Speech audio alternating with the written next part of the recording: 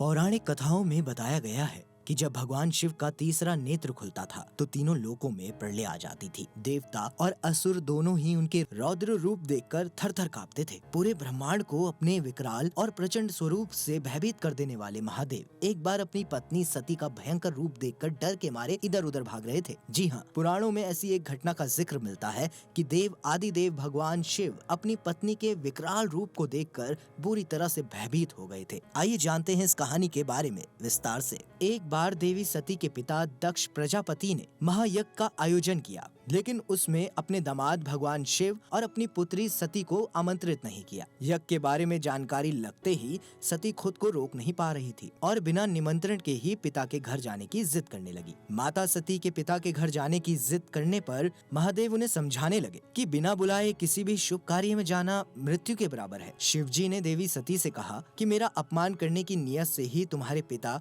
यह यज्ञ कर रहे हैं। यदि ससुराल में अपमान होता है तो वहाँ जाना मृत्यु से बढ़कर है। शिव जी की ये बात सुनकर भी देवी जिद पर अड़ी रही और कहने लगी कि वह अपने पिता के यज्ञ में अवश्य जाएगी। देवी सती की इस जिद को देखकर भगवान शिव आहत हुए और कहने लगे, हे देवी, अब आप मेरी बात नहीं मानती। आपका जो मन करे वो कीजिए। मेरी आज्ञा की प्रतिज्ञा करने की आपको आवश्यकता नहीं है। शिव जी की ये बात सुनकर सती खुद को अपमानित महसूस करने लगी और उन्होंने शिव जी को सबक सिखाने का निश्चय लिया। महादेव को सबक सिखाने के लिए देवी सती ने अपना रौद्र रूप धारण कर लिया। क्रोध में तमतमाए देवी सती के रौद्र रूप को देखकर महादेव भयभीत हो गए और अपनी ही पत्नी को पहचान न सके। वह डर कर इधर उधर भागने लगे। शिवजी और ज्यादा डरने लगे जब देवी ने 10 भयंकर रूप धारण कर लिए और सभी दिशाओं में स्थापित हो गई। महादेव जिस ओर दौड़ते उस तरफ उन्हें देवी का भयंकर रूप दिखता। अब डर के मारे उन्होंने अपने नेत्र ही बंद कर दिए। जब भोले बाबा ने अपनी आंखें खोली तो सामने भगवती के काली स्वरूप को पाया। तब उन्होंने देवी से पूछा, हे देवी, आप कौन हैं? मेरी पत्नी कहाँ चली गई?